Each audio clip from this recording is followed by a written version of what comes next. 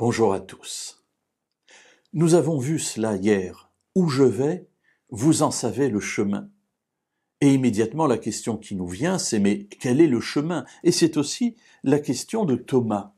Nous la trouvons dans l'Évangile selon Jean au chapitre 14 et nous poursuivons avec le verset 5 et suivant, où Thomas s'adresse à Jésus et lui dit « Seigneur, nous ne savons où tu vas.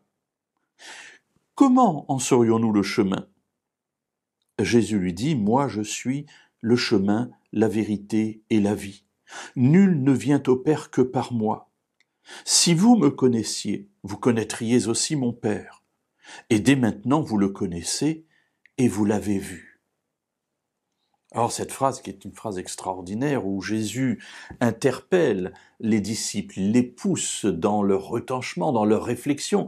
Il leur dit « Mais vous connaissez le chemin. » Et tout de suite, Thomas dit, mais c'est quoi ce chemin?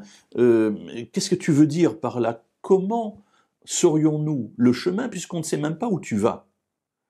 Et nous voyons qu'ici, avant la mort et la résurrection de Jésus, à quelle distance les disciples se trouvent de ce que Jésus essaie de leur révéler.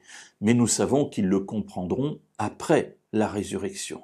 Et Jésus se révèle ici, une révélation profonde, merveilleuse, et il dit la chose suivante à tous ses amis. « Moi, je suis le chemin, la vérité et la vie. » Jésus se révèle comme étant celui par qui il nous faut passer pour atteindre, pour arriver au Père. Vous vous souvenez le contexte, il dit « Je vais vous préparer une place afin que là où je suis, vous y soyez aussi. » Et ce chemin, eh bien, c'est moi.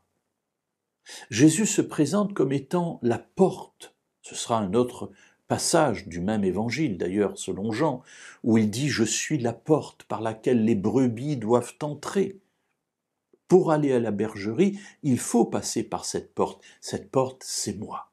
Jésus se présente donc comme l'unique personne, la seule possibilité pour nous d'arriver jusqu'au Père. Et il l'explique. Il le dit très simplement.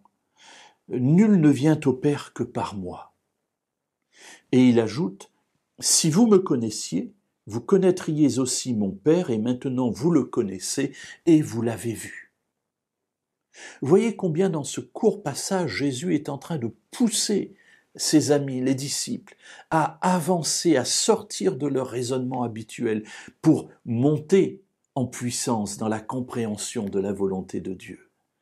Jésus se présente comme le chemin et il se présente comme celui qui révèle le Père. Si vous me connaissiez, vous connaîtriez aussi mon Père.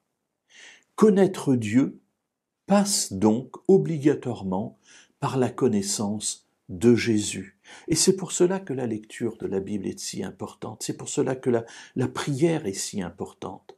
Parce que ce sont les moyens que Dieu nous a donnés pour connaître Jésus et au travers de cette connaissance de Jésus, pour le connaître, lui, notre Dieu.